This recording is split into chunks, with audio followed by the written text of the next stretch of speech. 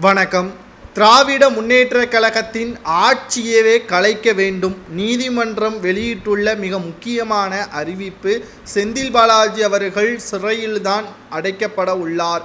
அதாவது இன்று செந்தில் பாலாஜி அவர்கள் ஜாமீனில் வெளிவந்து விடுவார், உச்சநீதிமன்றம் தீர்ப்பு வழங்கிவிட்டது என்று செய்தி வெளியானவுடன் இணையதளத்தில் முதல்வர் ஸ்டாலின் அவர்கள் ஒரு பதிவு ஒன்றை செய்திருந்தார்.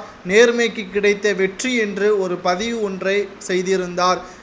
செந்தில் பாலாஜி ஒன்றும் விடுதலை சுதந்திரத்திற்காக பாடுபட்டு சிறைக்கு செல்லவில்லை.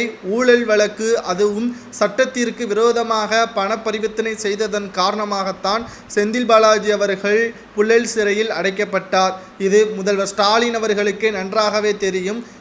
ஸ்டாலின் அவர்கள் எதிர்க்கட்சி தலைவராக இருந்த பொழுது, அதிமுகவில் செந்தில் பாலாஜி அவர்கள் அமைச்சராக பதவியேற்ற பொழுது கரூரில் மேடை போட்டு செந்தில் பாலாஜியை நாறு நாராக கிழித்தவர்தான் ஸ்டாலின் அவர்கள். திமுகவில் இணைந்தவுடன் நல்லவராக மாறிவிட்டாரா?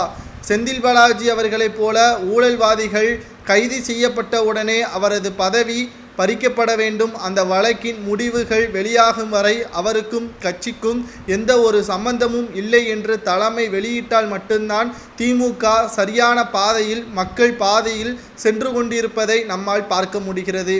ஆனால் இப்பொழுது செந்தில் பாலாஜி அவர்கள் ஜாமீனில் வெளிவந்த உடனே இன்னும் சிறையிலிருந்து விடுவிக்கப்படவில்லை. அதற்கு முன்பாகவே அவருக்கு அமைச்சர் பதவி வழங்கப்படுவதாகவும் முக்கிய இலாக்காக்கள் ஒதுக்கப்படுவதாகவும் ஸ்டாலின் அவர்கள் தெரிவித்திருக்கிறார். இப்பேற்பட்ட திமுகவின் தலைவர் ஸ்டாலின் அவர்களும் தமிழக முதல்வருமான ஸ்டாலின் அவர்கள் எப்படி ஊழலுக்கு உறுதுணை இல்லாமல் இருந்திருப்பார்? இந்த வழக்கிற்கும் ஸ்டாலினுக்கும் தொடர்பு இருப்பதாக தற்பொழுது விமர்சனங்களும் முன்வைக்கப்பட்டு வருகிறது.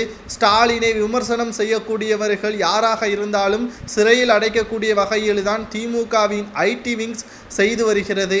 ஆனால் தற்பொழுது தவறு என்றால் அதை சுட்டிக்காட்டக்கூடிய வகையில் அனைவருக்கும் அது சரியான முறையில் மக்கள் மத்தியில் வெளிப்படையாக தவறு செய்தவர்கள் யாராக இருந்தாலும் அவர்களுக்கு தண்டனை கிடைக்க வேண்டும்.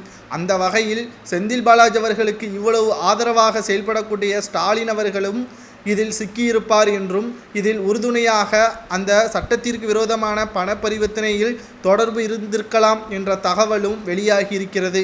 ஆகையால் அமலாக்கத்துறை அதிகாரிகள் முதல்வர் ஸ்டாலினையும் விசாரணை செய்ய வேண்டும் என்று இந்த வழக்கு தற்காலிகமாக நிறுத்தி வைக்கப்பட்டிருப்பதாகவும், செந்தில் பாலாஜி அவர்கள் ஜாமீனில் விடுவிக்க முடியாத அளவிற்கு சென்னை உயர்நீதிமன்ற சிறப்பு நீதிமன்றம் தெரிவித்திருப்பதாக தகவல்களும் வெளியாகியுள்ளது.